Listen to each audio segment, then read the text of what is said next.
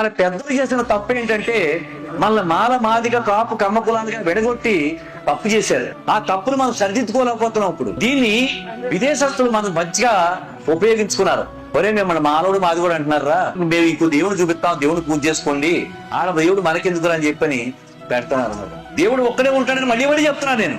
దేవుడు ఒక్కడే ఉంటాడు, కానీ మనుషులు డబ్బులు సంపాదించుకోవడం కోసం, పదవులు సంపాదించుకోవడం కోసం, రాజకీయాల్లో లబ్ధి పొందడం కోసం అన్నదమ్ముల బ్రతుకులు మన అందరినీ కూడా మతాల పేరిట కులాల పేరిట విడగొట్టేశారు. అయిపోయింది, ఆ కార్యక్రమం చేశారు, సక్సెస్ఫుల్ గా విజయవంతంగా వాళ్ళు విడగొట్టేశారు. ఇప్పుడైనా సత్యాన్ని తెలుసుకుని మనం అందరం కలిసిమెలిసి బ్రతకపోతే భారతదేశాన్ని మొక్క ముక్కల కింద విడిగొట్టి మళ్ళా మన అందరినీ బానిసలుగా చేసుకోవడానికి రోజులు దగ్గరైపోతున్నాయి. నా ఏడు పదే మనం అందరం విడిపోతే విదేశస్తులు వచ్చి మనం మళ్ళీ ఆక్రమించుకుంటారు, మళ్ళా బ్రిటిష్ వాళ్ళు వస్తారు.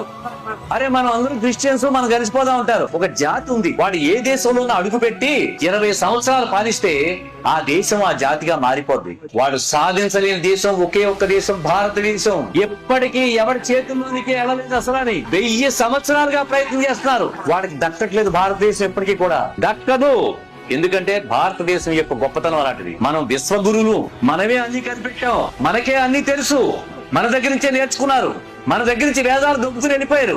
వాళ్ళు అన్ని కనిపెట్టామని చెప్తున్నారు, వాళ్ళకి ఏమి తెలియదు అసలు. ఇతర దేశస్తులందరికీ కూడా మన దగ్గర నుంచి అన్ని నేర్చుకున్నారు.